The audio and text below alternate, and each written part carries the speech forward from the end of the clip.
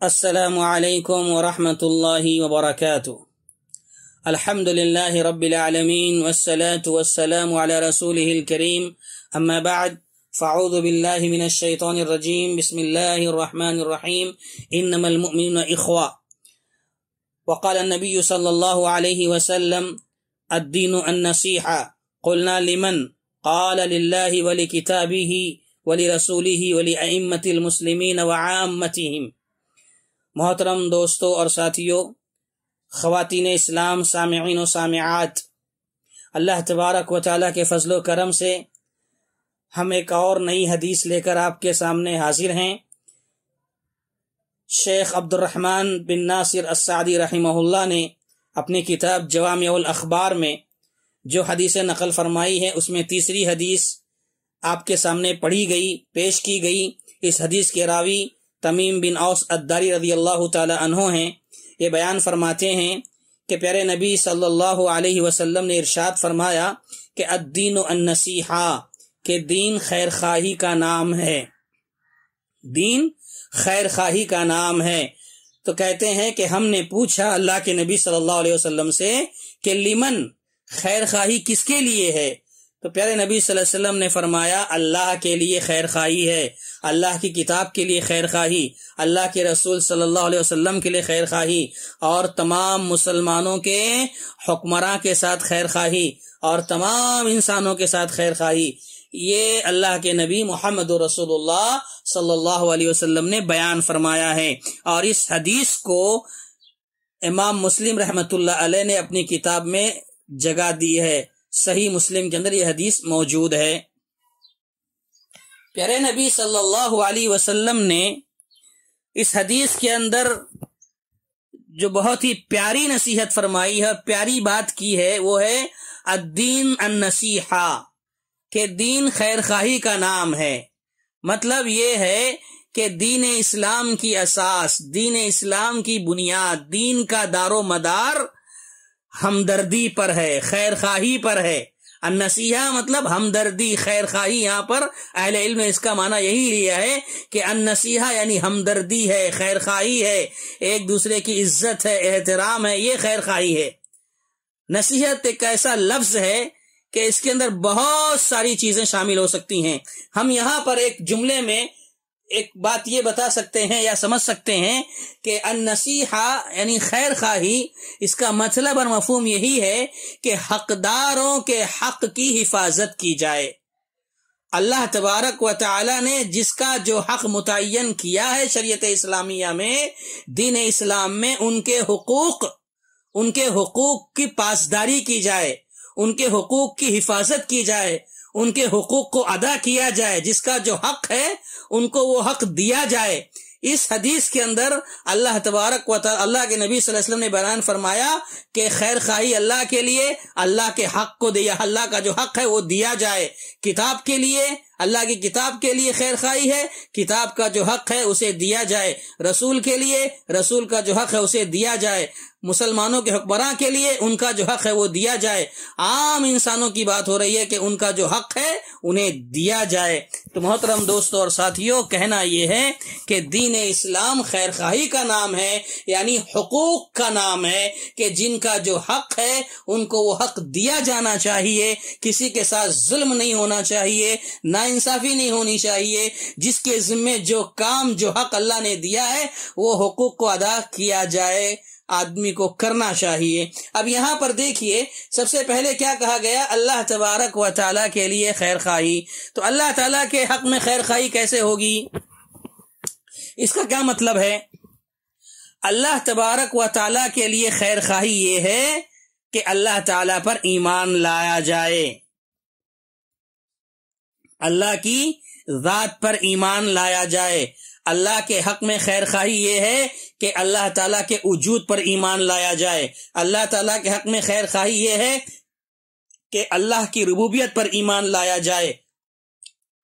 اللہ کی الوہیت پر ایمان لایا جائے، اللہ کے اسماء و صفات پر ایمان لایا جائے، اللہ کے جو حقوق ہیں، عبادت و بندگی کا جو حق ہے اللہ تعالیٰ کا کہ ساری عبادتیں اللہ کے لیے خاص ہیں، اس عبادت میں کسی اور کو شریک نہ کیا جائے، اللہ تعالیٰ ہر عیب سے ہر نقص سے پاک ہے، منزہ ہے، اس طرح سے سمجھا جائے اللہ تبارک و تعالیٰ کی ذات کو، اور اللہ تعالیٰ سے محبت رکھی جائے، حد درجہ محبت، سب سے زیادہ محبت اللہ سے ہونی چاہیے، اور اسی طریقے سے اللہ تعالیٰ کی نافرمانی سے بچنا چاہیے، اللہ تعالیٰ نے جس کام کو کرنے کا حکم دیا ہے اسے کرنا چاہیے، اللہ جس کو پسند کرتا ہے وہی کام کرنا چاہیے، اللہ جس سے ناراض ہوتا ہے، جس کام کو پسند نہیں کرتا ہے اس کام سے بچنا چاہیے، اس سے دور رہنا چاہیے۔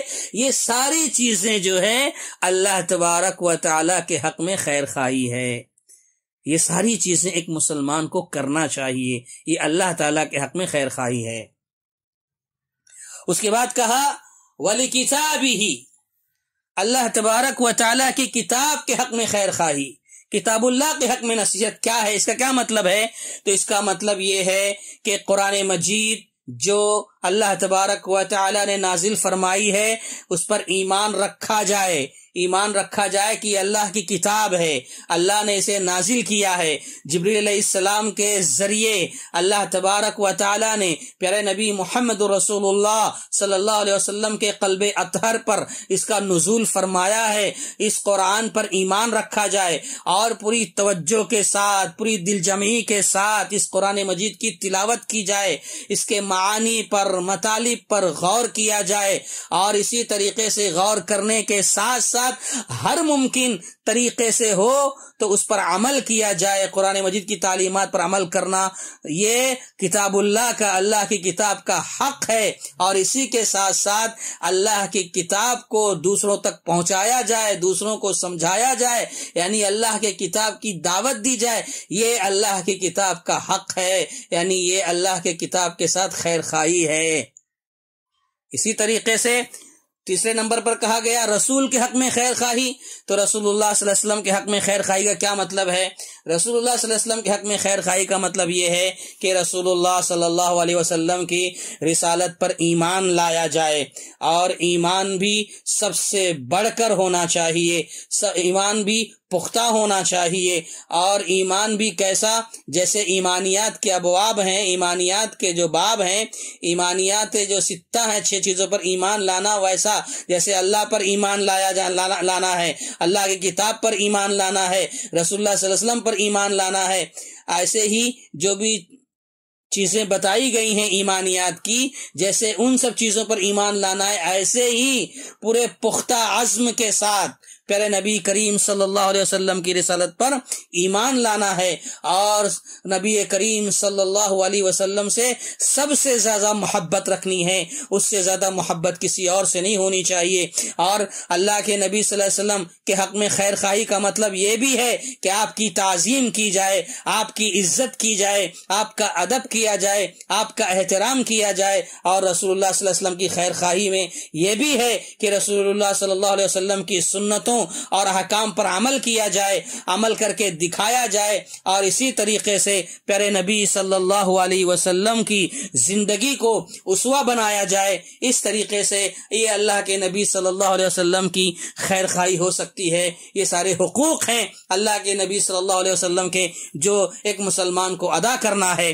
اسی طریقے سے مسلمانوں کے جو ائمہ ہیں، حکمراں ہیں، حکام ہیں، ان کے حق میں بھی خیر خواہی ہونی چاہیے۔ ان کے حق میں خیر خواہی کا مطلب کیا ہے؟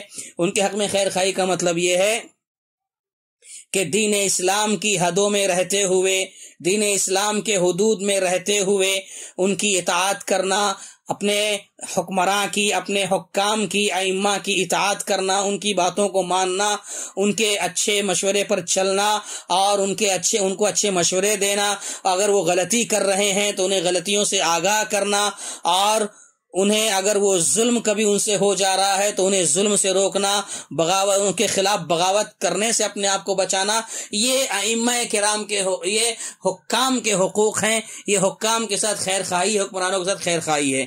اسی طریقے سے تمام مسلمانوں کے حق میں نصیحت اور خیر خواہی کا مطلب کیا ہے؟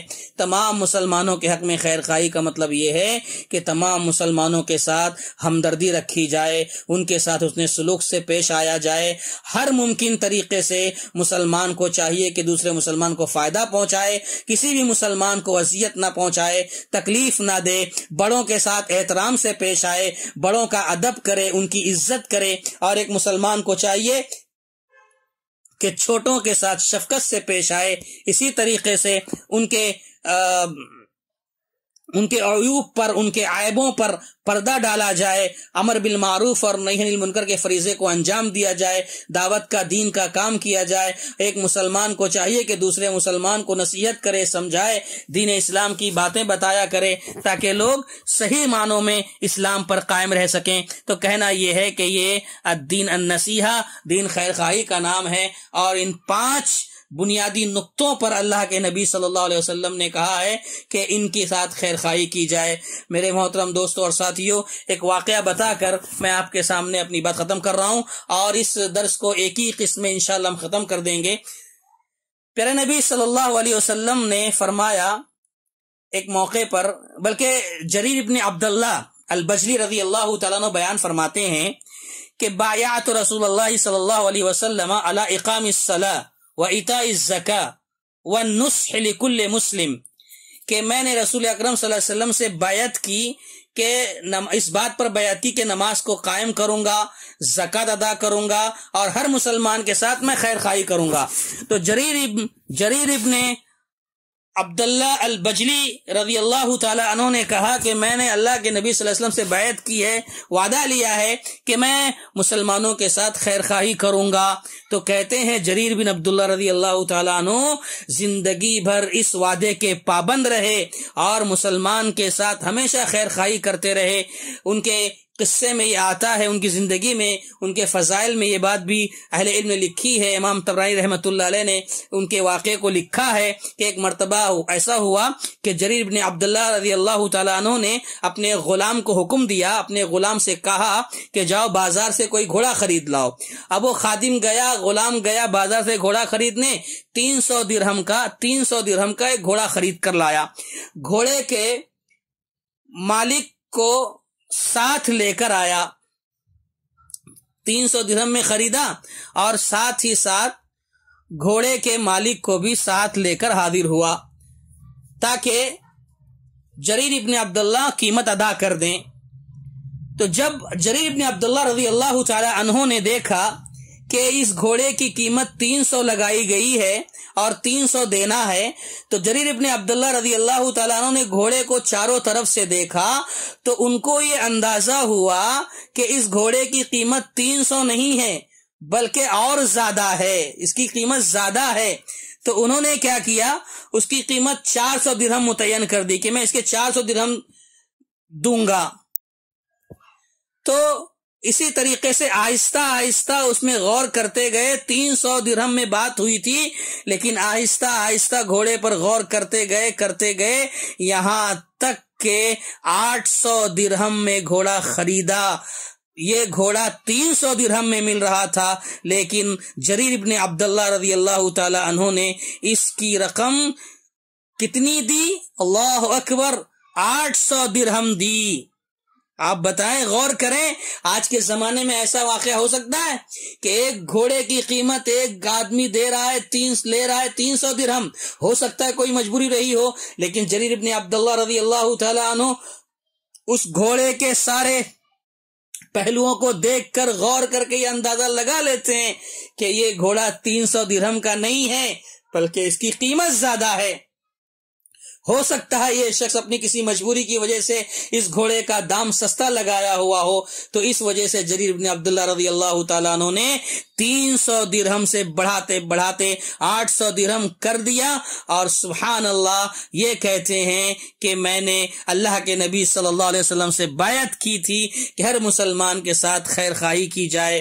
تو دوستو اور ساتھیو، یہ صحابہ کرام تھے، یہ عبداللہ بن جریر رضی اللہ تعالیٰ عنہ تھے، اللہ اکبر، کہ 300 درہم کا گھوڑا 800 درہم میں خریدتے ہیں، یہ سوچ کر کے کہ میری وجہ سے سامنے والے کو تکلیف نہ ہو، اس کا جو حق ہے وہ پورا ہونا چاہیے، اس جانور کا، اس گھوڑے کی جو قیمت ہے اسے پوری ملنی چاہیے، سامنے والے کو تکلیف نہیں ہونی چاہیے، یہ خیر خواہی ہے۔ ہم لوگوں کو بھی چاہیے کہ ہم بھی سامان خریدتے ہیں تو جن سے خریدا جاتا ہے سامان کی قیمت کتنی ہوگی، کیا ہوگی، یہ سب غور کرنا چاہیے، دیکھنا چاہیے۔ اللہ اکبر، دین اسلام کتنا پیارا دین ہے، کتنا اچھا دین ہے، اللہ اکبر۔ دین النصیحہ، دین خیر خواہی کا نام ہے، ساری دنیا والوں کے ساتھ خیر خواہی کرنا سیکھو، انشاءاللہ دین اسلام جو پھیلنے کے لیے آیا ہے، آگے بڑھنے کے لیے آیا ہے، وہ تو پھیلے گا ہی، لیکن اس میں ایک مسلمان کا کردار سب سے بڑا ہوتا ہے کہ مسلمان اسلام پر عمل کرتا ہے